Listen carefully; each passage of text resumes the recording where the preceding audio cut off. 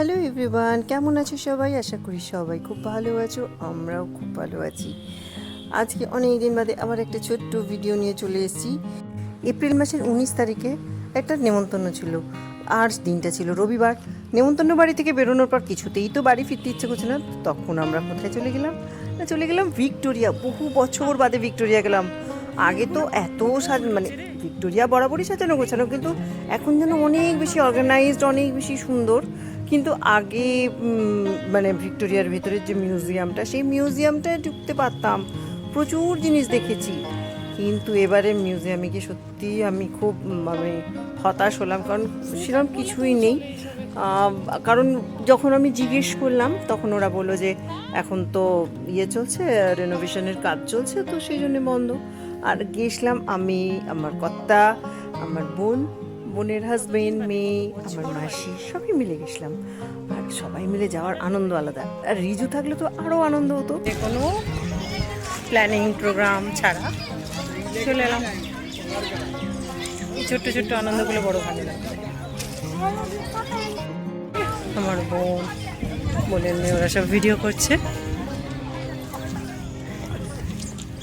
আর আমি একটু ছবি তুলে নিচ্ছি। কত আম হয়েছে! তবে এবারে গাছগুলো, যত গাছ দেখছি সব গাছে প্রচুর আম হয়েছে। 50 টাকা পার হেড টিকিটের দাম। লাইট অ্যান্ড সাউন্ডের যেটা হয় সেটা দেবো কিনা ঠিক নেই, অনেকটা দেরি আছে এখনো। কি সুন্দর ফুল হয়েছে। নিমন্ত্রণ বাড়ি গেছিলাম বলে পরেছিলাম তো শাড়ি, আর তার সাথে ছিল হিল। আর এই যে পাথরগুলো আছে সেগুলো তো হিলে পরে পুরো পা গড়গড় করে গড়াচ্ছে, মানে খুব সাংঘাতিক অবস্থা হচ্ছে আমার। বারবার পা বেঁকে যাচ্ছে, তার মধ্যে গরম লাগছে, সব মিলিয়ে ভীষণ একটা বিচ্ছিরি অবস্থা। কারণ ভিতরটা না পুরো ভ্যাপসাচ্ছে, কিন্তু বেশ ভালোও লাগছে। হাওয়া ছিল, একদম ছিল না তা বলবো না, কিন্তু এই দিকটা, যে দিকটা দিয়ে আমাদের এন্ট্রেন্স ভিক্টোরিয়ার, ওই দিকটায় কোনো হাওয়া নেই। একদম পিছন দিকে যে জায়গাটা, সেখানটা অপূর্ব সুন্দর হাওয়া। আমি জানি না হাওয়ার ডিরেকশনটার জন্য এরকম মনে হচ্ছিল কিনা, বাট ওখানটার হাওয়াটা অসম্ভব সুন্দর, কিন্তু খুব সুন্দর লাগছে। আর তো আমার বোনের হাজব্যান্ডের সাথে, সে তো দিব্যি গল্প করে যাচ্ছে। আসলে এরকমভাবে আসা হবে। আর আমার বোনের হাজব্যান্ড নাকি এত বছর কলকাতায় থেকে সে নাকি ভিক্টোরিয়া এর আগে দেখেনি, সেও খুব এক্সাইটেড। হঠাৎ করে প্ল্যান হলো, হঠাৎ করে আসা হলো, সব মিলিয়ে। আর আগে এই জায়গাগুলো মানে এরকমই ছিল, কিন্তু আগে এত পরিষ্কার মানে ছিল না, আর আরও মানে অন্যরকম ছিল একটু। আর এই মূর্তিগুলো কি ভালো লাগে না দেখতে। আরও কয়েকটা ছবি তুলেছিলাম, কিন্তু সেই ছবিগুলো খুঁজে পাচ্ছি না অ্যাটাচ করব বলে। যদি পরে পাই অ্যাটাচ করে দেবো। আর এই যে ঝিলটা দেখো কি সুন্দর লাগছে। অলরেডি কিন্তু সন্ধে হয়ে এসছে, বন্ধ হওয়ার সময় হয়ে এসছে, কিন্তু তাও আমরা একটু ঢুকলাম, একটু দেখি, কারণ নতুন আসা হয়েছে। দেখেছো আলোগুলো জ্বলছে, এই দেখো কি সুন্দর। আমার এই জায়গাটার ছবিটা খুব ভালো লাগে, এত সুন্দর লাগে না।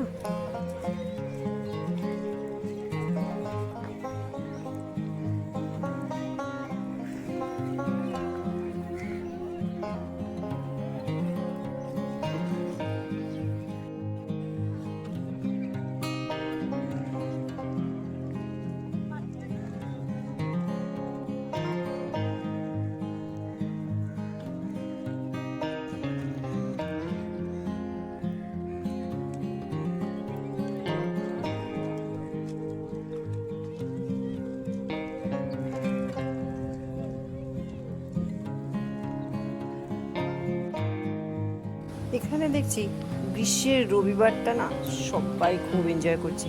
প্রত্যেকে এসছে তাদের ছোট বাচ্চা নিয়ে বা নিজেদের ফ্যামিলির সাথে মাঠটায় বসে, গরমের দিন তো মাঠটায় বসে খুব ভালো করে এনজয় করছে। আর আমরাও এসে এত সুন্দর লাগছে। আর লাইটগুলো লাগানো হয়েছে, যদিও ডে লাইট আছে এখনও, কিন্তু ভীষণ ভালো লাগছে। খালি অস্বস্তি হচ্ছে এই শাড়ি পরে, ভেতরটা ঢুকে এত ভালো লাগছিল, কিন্তু যখনই মিউজিয়ামটা ওরকম ফাঁকা ফাঁকা দেখছিলাম না, তখনই কেমন একটা যেন লাগছিল। আসলে ভিক্টোরিয়ার ভিতরের মিউজিয়ামটা আমার আর কথা ভীষণ পছন্দ। তো মিউজিয়ামের ভিতরে যখন কিছু নেই, আমরাও ওই জন্য তাড়াহুড়ো করে বেরিয়ে এলাম, কিন্তু কি সুন্দর হাওয়া না?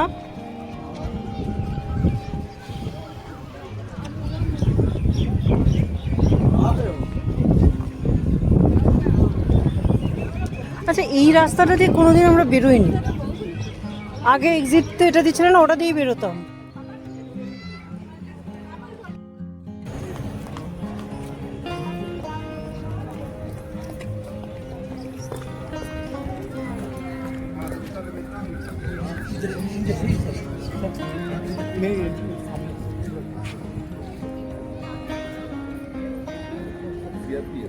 মনে হচ্ছে।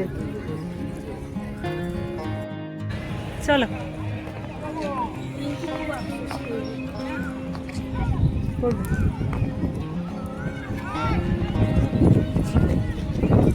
ওই জন্যই কেউ কিছু বলেনি। আর আমাদের যাওয়ার তো কোনো ঠিক ঠিকানা ছিল না, না?